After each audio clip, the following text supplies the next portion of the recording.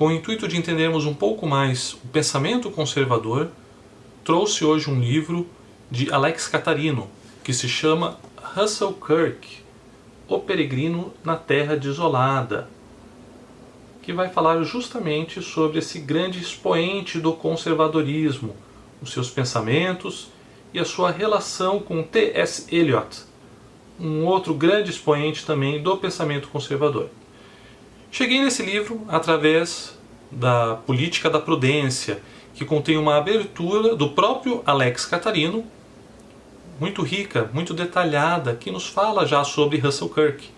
Eu me interessei sobre mais a respeito de Alex Catharino e fui buscar e encontrei esse pequeno livreto de 144 páginas, que é como uma espécie de biografia que nos traz de modo introdutório o pensamento kirkiano, que vai integrar o seu legado intelectual com o seu testemunho pessoal. Os pensamentos de Russell Kirk, como homem de letras, integram as disciplinas humanísticas, tais como literatura, história, filosofia e teologia. Esse livro vai nos trazer esses pensamentos. E também os de T.S. Eliot, um outro grande autor conservador, que foi uma grande referência e também um amigo de Kirk.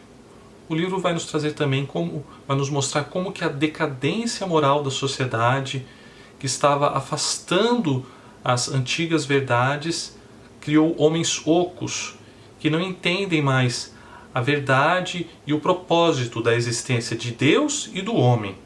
Esses homens ocos, de acordo com Kirk, são netos da idade da razão e filhos da era da informação. E esta era da informação, ela promete aproximar as pessoas por meio das novas tecnologias. Paradoxalmente, está afastando os seres humanos ao criar o novo vício de indivíduos conectados ao mundo virtual, mas desconectados da realidade. Então ele já tinha essa percepção de como, na verdade, a sociedade já estava sendo uma sociedade oca, uma sociedade em decadência, mas que iria piorar à medida que a tecnologia, que a informação fosse avançando. E é realmente o que vemos nos dias de hoje. Muitas pessoas que estão conectadas, tendo informações nas suas mãos através do celular, mas cada vez mais distantes de um colega que está ao seu lado, dos amigos e da própria família. O que vale na Terra Desolada não é a verdade, e sim a opinião da maioria.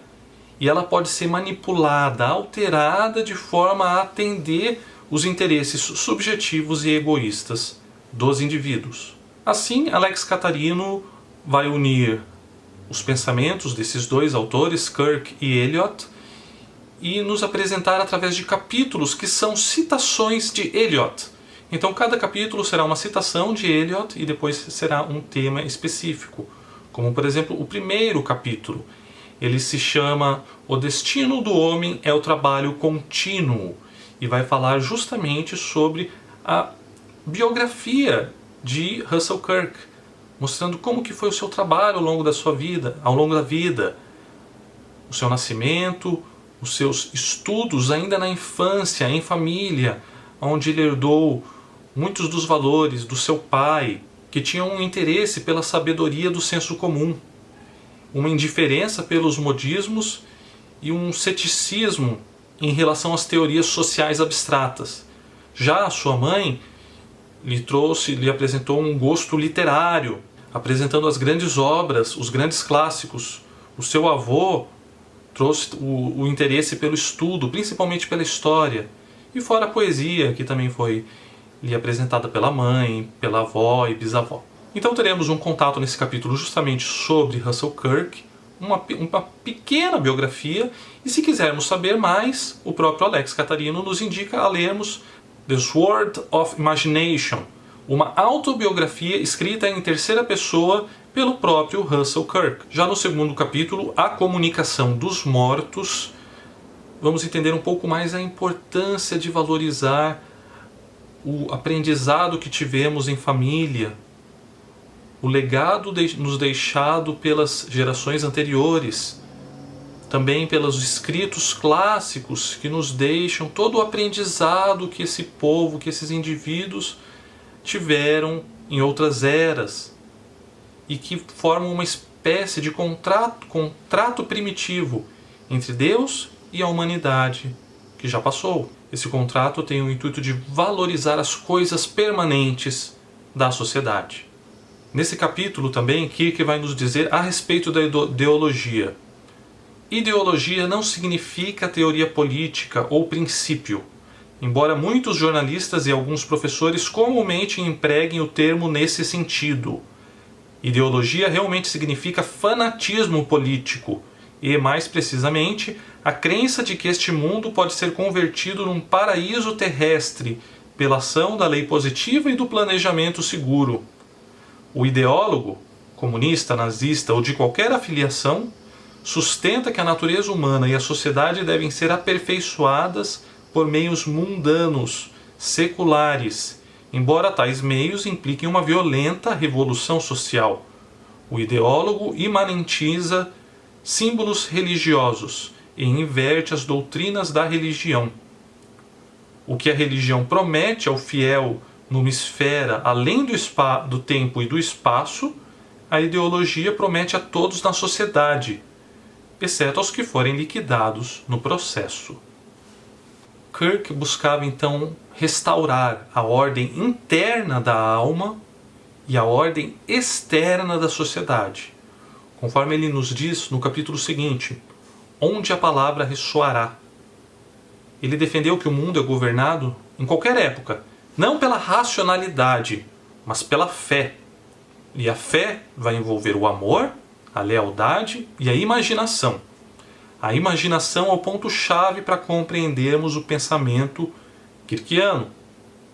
De acordo com ele, a falta de ação e de uma imaginação concreta vai fazer com que o conservadorismo decaia ainda mais. Por isso ele reforçava muito a importância das obras de T.S. Eliot.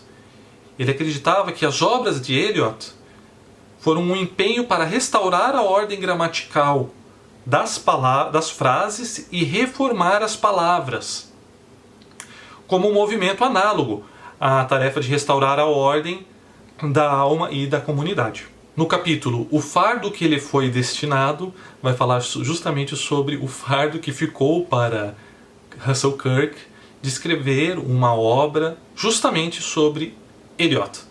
A obra se chama A Era de T.S. Eliot, muito conhecida. E ela vai nos falar justamente sobre a vida, a obra e a época de T.S. Eliot.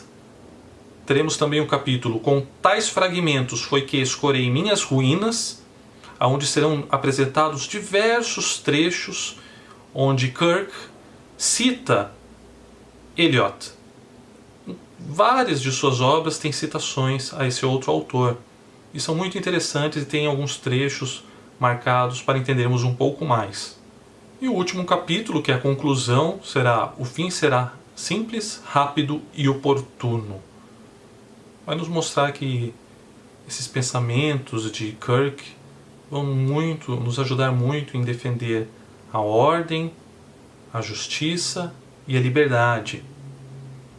Vai também nos mostrar a importância dos debates a respeito dos mais diversos assuntos, para não sermos inebriados pelo ópio dessas ideologias que estão fazendo a cabeça de muitas pessoas da geração atual e provavelmente da futura. Então essa foi a nossa pequena resenha do dia de hoje.